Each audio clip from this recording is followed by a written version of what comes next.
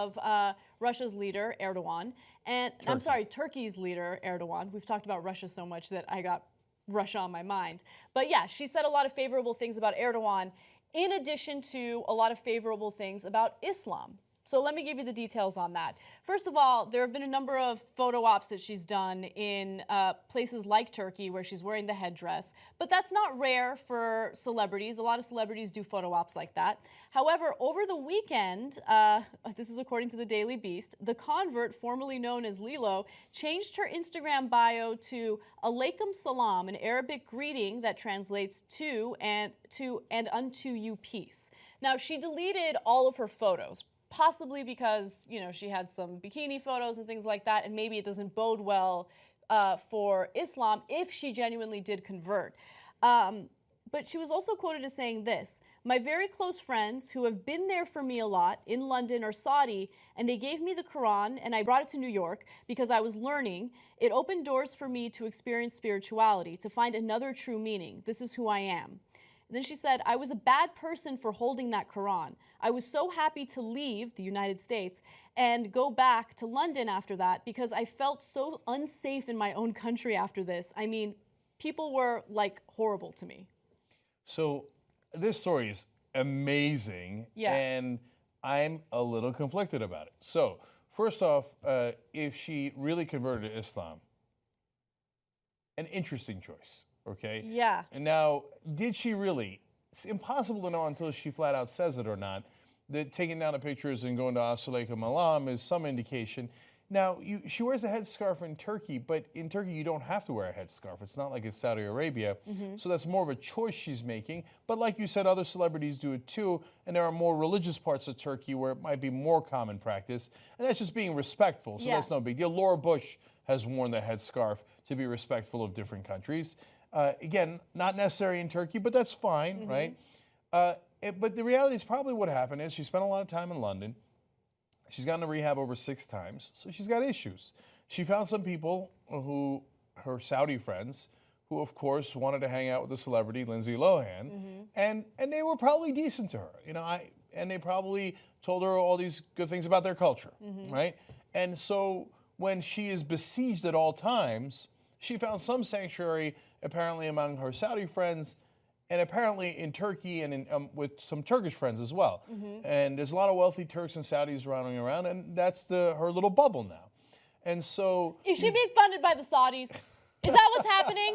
Lindsay Lohan's being funded by the Saudis. And this is how they're going to take over the country. Okay. So look, the reason I'm conflicted on it is, so I'm not religious. I left religion. So anytime anybody converts to anything, you're like, really? That sounds, to me, it seems super weird, right? On the other hand, so what? She holds a Quran. And so I'm not with the people attacking her for that, right? Yeah. And if she converted to Islam, like, people are flipping out. I get it. It sounds like amazing and interesting to me too.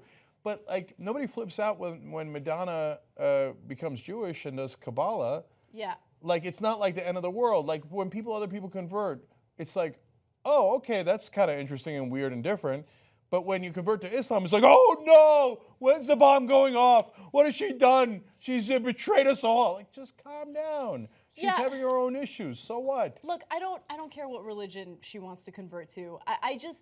I think it's interesting because oftentimes when celebrities or just private citizens go through a very tumultuous time in their lives and they've gotten caught up in drugs, or they've been arrested multiple times, or they've gone to rehab multiple times, which has happened to Lindsay Lohan, they usually do turn to religion.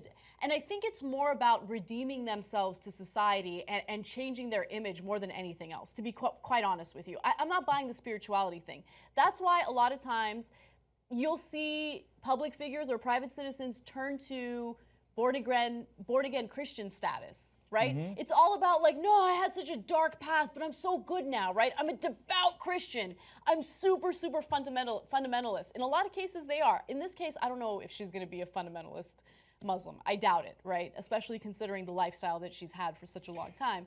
But regardless, like this is actually not rare. I think it might be rare for them to turn to Islam, but oftentimes celebrities who have gone through some serious crap will turn to religion as a way of redeeming themselves. No, but that's why I actually am giving her more credit in that this is genuine, man.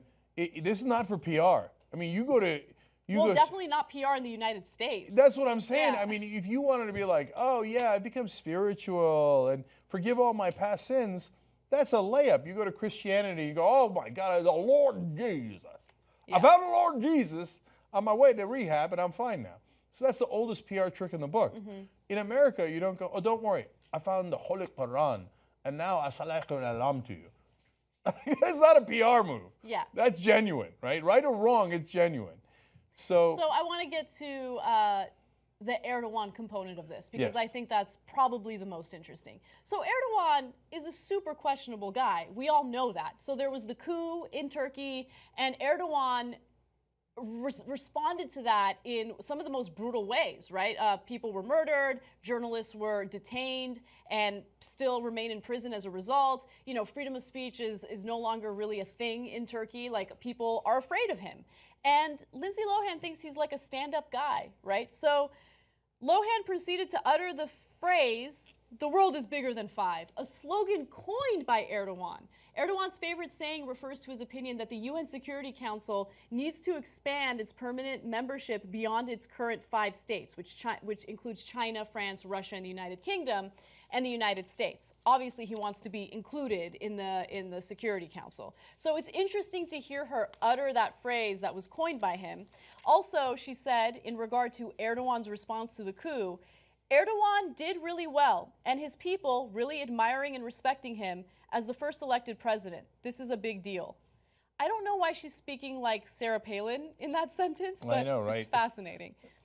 She apparently has picked up an accent too. I don't know what kind of accent.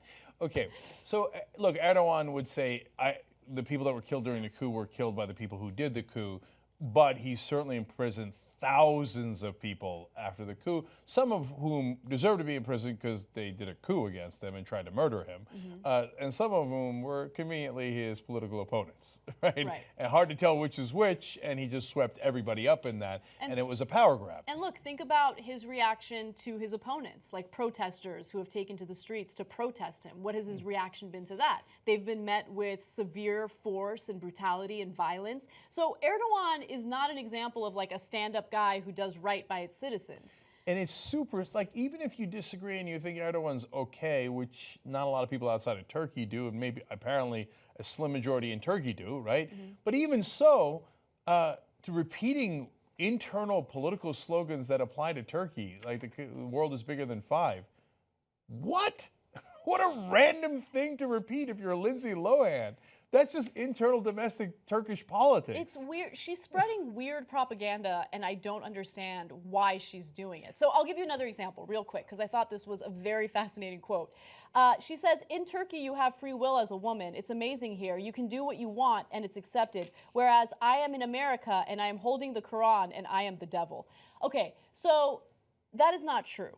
Okay, so the Global Gender Gap Index has data on this, and what they do is they look at 140 countries and try to figure out where each country ranks based on the way that they treat their women. So, oops, Turkey is actually rated as 125 out of 140, okay? The United States, surprisingly, number 20, and this is according to numbers in 2014. So, yeah, women in Turkey don't have as much free will as women in the United States. So I'm surprised by that, to be honest. I'm not surprised that Turkey didn't do well in that context, but I am surprised at the difference between the U.S. and Turkey. Because, for example, the Turks have elected a female prime minister, and we've never had a female leader in America. That's true, but if you look at the trend overall in terms of women in leadership positions in Turkey, the United States has done much better than Turkey has, right? So they're not just focusing on the leader, they're focusing on politicians in general. But also the thing that made Turkey rank so low was the issue of domestic violence. Oh, okay. Yeah. So I could that's more believable. But so Turkey's not as fundamentalist as some of the other Muslim countries like Saudi Arabia Iran and the Gulf countries. That's why I'm surprised that they came in that low. But the bottom line is it's irrelevant. Like Lindsay Lohan has got some sort of Turkish propaganda in her head, and she's spouting these things.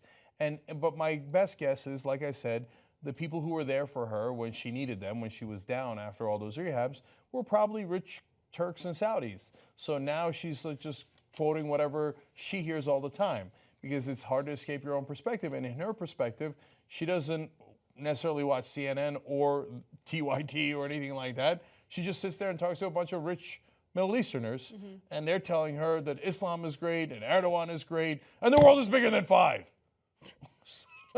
If she ever gets to that old quote that we used to do chant in the Turkish American parades, then we know she's done for. That Turkey is the biggest and there's no country that's even big. That's right. Yeah.